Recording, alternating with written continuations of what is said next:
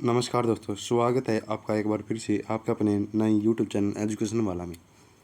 तो आज मैं आपको एक बीघा ज़मीन, जो आपकी एक बीघा ज़मीन है, उसकी लंबाई और कितना चौड़ाई होता है वह हमें पता करना है। ठीक है, पता करना है। इस क्वेश्चन में दे रखा हुआ, आप पढ़ सकते हो। ठीक है, एक बीघा ज़मीन कितना लंबाई और कितना चौड़ाई होता है। तो उसको हम करने के लिए सबसे पहले हम एक खेत टाइप यानी ज़मीन है, खेत टाइप ले लेते हैं। खेत यानी कि मान लीजिएगा ये हमारा एक खेत है। क्या हमारा ये खेत है दोस्तों। ये क्या लिखते थे इसके अंदर लिखते हैं एक बीघा। ठीक है, एक बीघा ज़मीन है। इसकी जो लंबाई चौड़ाई है वो एक समान होती है, कोई भी अलग नहीं होती। अब देखिएगा इसकी इसकी भी जो लेंथ है वो होगी 165 फुट इस वाले की, और इसकी जो लेंथ होगी वो भी होगी 165 फुट। ठीक है दोस्तों, समझ में आ गया आपको। तो आगे देखिए वीडियो को आगे देखते हैं। अब अगले पेज चलते हैं हम। अगले पेज पे आप देखिए, इसको निकालने के लिए आपको लंबाई गुना में चौड़ाई।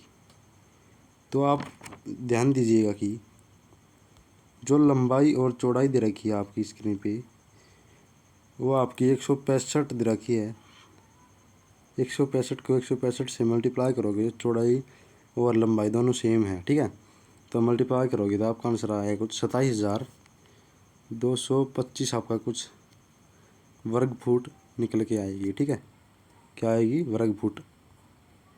ठीक है, आपको इसी प्रकार से निकाल लेना। ठीक है, अब एक हमें क्या करना है, कट्ठा ज्ञात करना है, यानी कि हमें वर्ग फुट निकालना है एक कट्ठे की। ठीक है, तो उसको निकालने के लिए हम लिखेंगे एक कट्ठा बराबर में कितना होता है, 1361 होता है दोस्तों। कोई पूछ लेना, बता देना, 1361.25 वर्ग फुट होता है दोस्तों। क्या होता है? वर्ग फुट। वर्ग फुट लगाना ज़रूरी है, इसमें नंबर कट जाते हैं। ठीक है, कहीं भी पूछा जा सकता है क्वेश्चन। ठीक है, कॉम्पिटिटिव एग्जाम में पूछा जा सकता है क्वेश्चन। ठीक है, लेकिन आपको MCQ टाइप वो क्वेश्चन पूछे जाएंगे आपके। ठीक है, आपके पास इतना समय नहीं होगा कि आप उसको निकाल के देखो। ठीक है, अगले पेज चलते हैं। ये इकट्ठा हमने निकाल दिया है, ये 1361.25 हमारा क्या हो गया, वर्ग फुट हो गया। ठीक है, अगले पेज चलते हैं हम। अगले पेज पे आप देखिएगा, आप जो आपका एक बीघा ज़मीन है, एक बीघा वो कितनी है, 27,225 आपकी क्या है, 27,225 आपका जो दे रखा है। हम जो लंबाई चौड़ाई करके हमने 165 गुना 165 करके जो 27,225 निकाला था वो लिख देना है एक बीघा निकालने के लिए। ठीक है, और नीचे में लिख देना 1361.25। इनकी आप डिवाइड करोगे ना तो आपका आंसर कुछ 20 कट्ठा आएगा। क्या आएगा? कट्ठा। ठीक है, 20 कट्ठा आ गया। तो इसी प्रकार से हम एक डिसमिल का मान निकाल लेते हैं। एक डिसमिल, हमने पिछली वीडियो में आपको बताया था एक डिसमिल का क्वेश्चन मैंने कराया था। उसमें हमने जो आंसर निकाला था वो आया था हमारा 435.6 वर्ग फुट।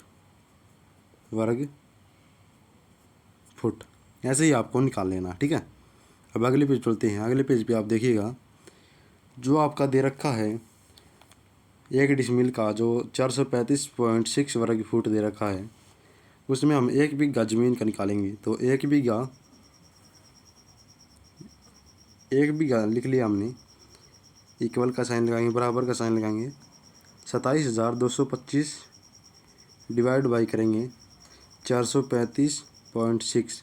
तो जो हमारा आंसर निकल के आएगा वो आंसर आ जाएगा हमारा 62.5 डिसमिल आ जाएगा। क्या आ जाएगा? डिसमिल। तो दोस्तों हमें यही ज्ञात करना था, तो हमने इस क्वेश्चन को यहीं पे सोल्व कर दिया है। अगर आपको फिर भी वीडियो अच्छी लगी तो वीडियो को लाइक, शेयर एंड सब्सक्राइब जरूर कीजिएगा, और इस क्वेश्चन को आप ध्यान से समझ लेना ताकि कोई आपको प्रॉब्लम ना हो। ठीक है, ठीक है। अगर कोई ये आपसे क्वेश्चन पूछने लग जाए, एग्जाम में क्वेश्चन आ जाए गलती से ये, ठीक है, तो इस क्वेश्चन को आप कर सको, वो भी बिना सॉल्व किए, ठीक है, अंदाजे से आप निकाल सको, ठीक है, दिमाग में, यानी कि आपका जो माइंड है ना उसमें आप क्वेश्चन को हल कर सकते हैं, यानी कि सॉल्व कर सकते हो, ठीक है। इस क्वेश्चन के हमारे अब 2 आंसर निकल के आए हैं।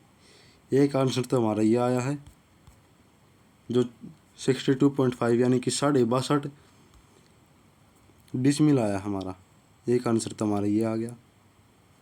और जो एक आंसर है हमारा, वो एक आंसर आया हमारा ये वाला, क्या आया है, ये वाला आया हमारा एक आंसर 20 कट्ठा, ठीक है।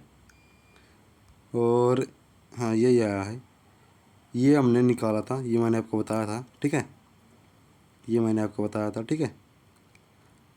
25 है दोस्तों, ये क्या है 25, ये 2 है, ये 5 है, ठीक है, यानी कि ये है 1361.25 ऐसे, ठीक है, समझ में आ गया आपको। तो दोस्तों अब इस वीडियो को हम यहीं पे ऐड करते हैं। तो आशा करता हूँ आपको ये वीडियो समझ में आ गई होगी। इस क्वेश्चन को आप एक बारी और अपनी फेयर या रफ नोटबुक में सॉल्व करके देख लीजिएगा, ताकि आपकी प्रैक्टिस हो जाए, ठीक है। जितना आप लिखोगे ना उतनी आपकी राइटिंग अच्छी होगी।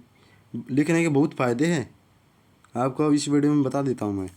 एक तो आपकी राइटिंग अच्छी होगी, क्या होगी, राइटिंग अच्छी होगी, जो आपकी राइटिंग है, राइटिंग, और जो आप पेपर को लिखोगे ना, जैसे कि आप 10th क्लास के बोर्ड एग्ज़ाम देने वाले हो, उस पेपर को एकदम से क्लीन